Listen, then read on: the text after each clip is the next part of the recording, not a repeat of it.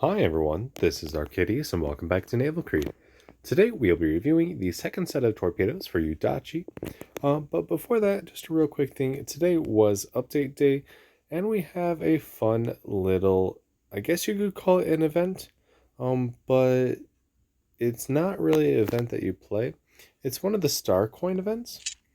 And with said star coins, you are able to get early access to 5 of the Russian battleships, and you get a harbor decoration if you get all 5 of them.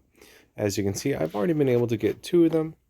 There are iridescent and gold packs that you can purchase, and I was able to get those, and I have quite a bit of nice free XP that I can actually keep because I expected to have to grind through the line instead of getting early access. And if you get early access, you don't have to spend any credits or XP to research, but you do have to use XP to promote. So I saved quite a bit there. I only have 2 so far, and I have not played them. I have Ganga, this is her in her final configuration. And I also have Imperatrice Maria. Again, have not played these. I do not have an opinion on these, and I will not be doing a review on any of the Russian battleships until they are all out for player, well, enjoyment. So we will be keeping close eyes on these battleships, and I will be enjoying my first few games in these, and I will slowly be working my way to get Ismail, Sinop, and Navarino.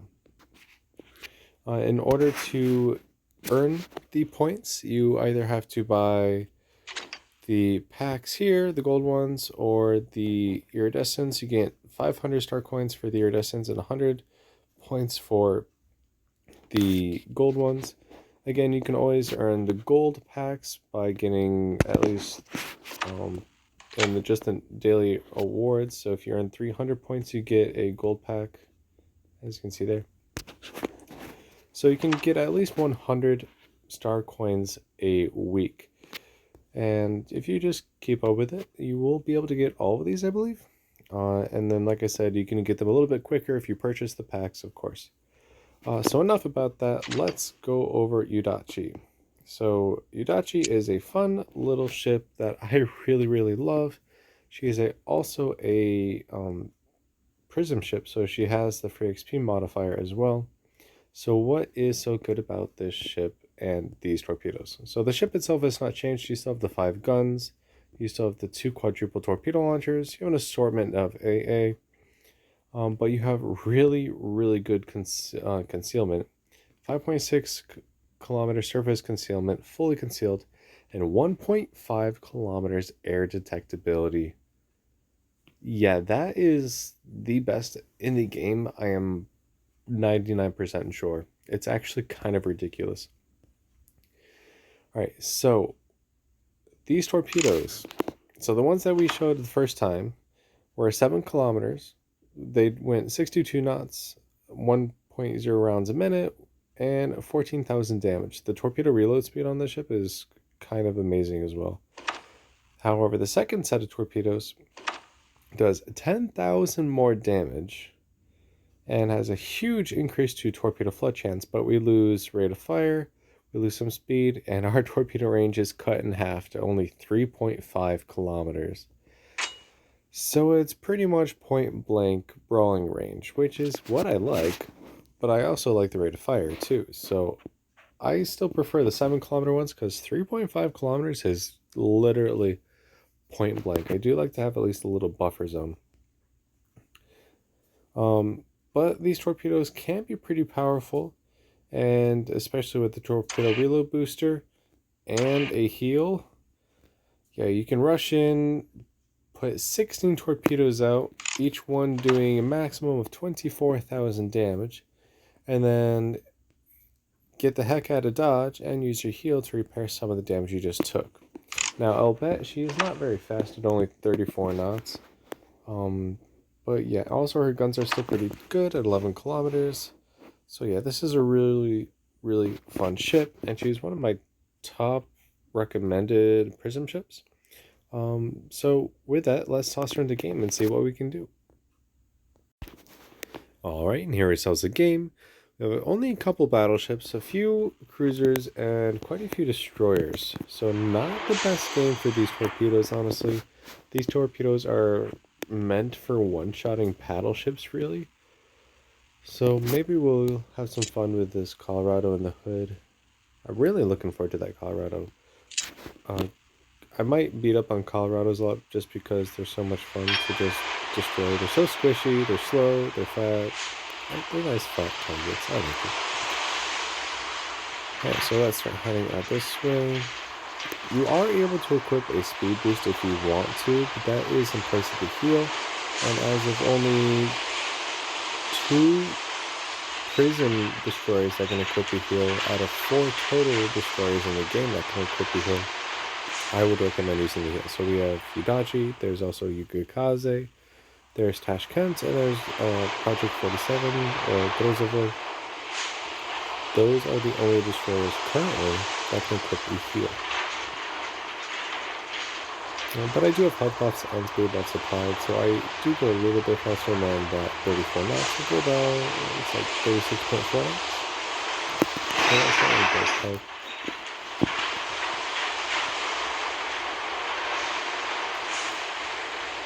So we're making our way down here.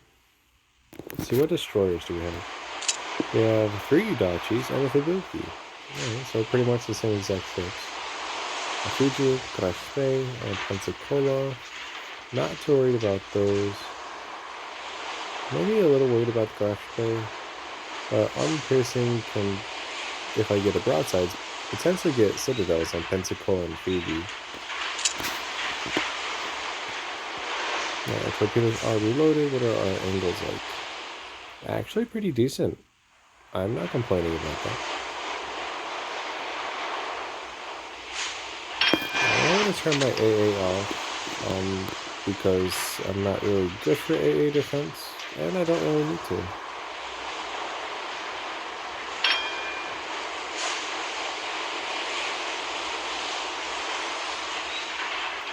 So the Pensacola is in range. I'm expecting a destroyer or 2 to pop up beforehand.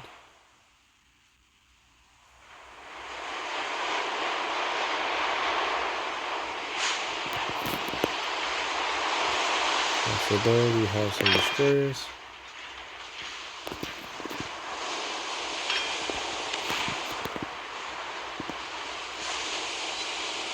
Guns are as good as always. This is a nice little gunboat. She might not be the best, but she will definitely not disappoint. Thought about launching torpedoes, but we're still out of range. And they do what, 57 knots? So they're not necessarily the fastest either. So we're getting close. So there are the 24,400 damage torpedoes. That should be more than enough to sink the 31,900 health Pensacola with 2 torpedoes. Nope, we missed. That's fine. I really don't appreciate being set on fire all the time, though. Alright, so let's just work on this Fubuki here.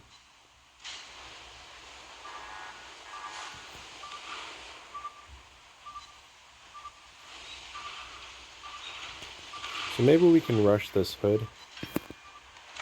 Or not the hood, the Colorado. We're gonna rush the Colorado here. I could do it with hood too, but she is a tad fast, and actually I think she can go faster than me with speed boost. And even without speed boost, she's pretty much the same speed as I am. So we're just gonna rush down this Colorado and have some fun with that. Maybe send out some HE salvos at this Fiji, maybe get a fire. I do have buffs to my fire chance, so this is not what you normally would have, but it still doesn't hurt regardless.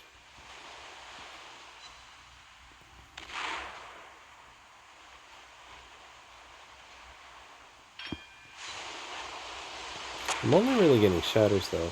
I kind of want to switch over to armor piercing, because I feel like I would be able to do quite a bit at this range. But my main focus is this Colorado, which is now in torpedo range.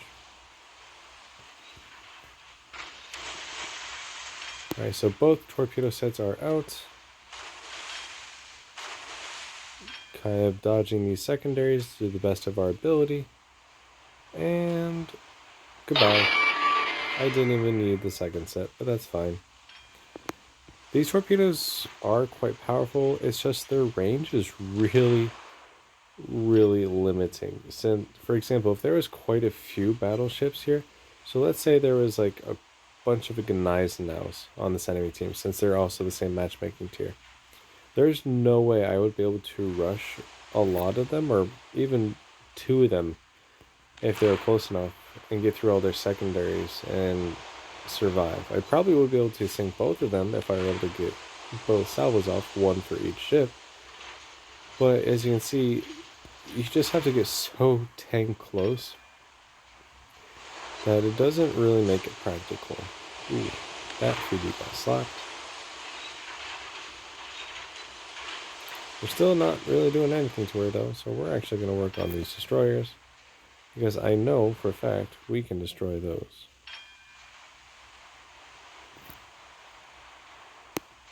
I'm going to let this torpedo go by because I don't want to be that person that just sails into the random torpedo.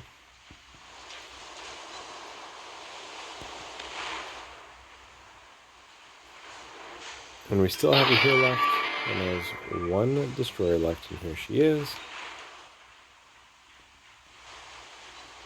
As you can see, she's still a nifty little gunboat, and her torpedoes do not disappoint. Even the 7-kilometer ones, I mean, I think I have my reload down on that set to 45 seconds. And that's amazing. And you also have the torpedo reload booster, so that also helps a lot. So yeah, this is a really fun little ship, and combine that with her detectability, especially her air concealment. Yeah, she's a very dangerous ship. So we were not able to do a lot of damage in this game, only about 88,000 damage, but we were able to sink 3 ships with 97 shell hits, 4 torpedo hits, and 3 fires for 1 flooding, and also 5,900 base XP, and also 7,900 free XP. So HE did 35,000 damage, which was actually a good, about a third of the damage we had. And then fires did less than 4,000, and then torpedoes did exactly 49,000 damage, which is what that Colorado had.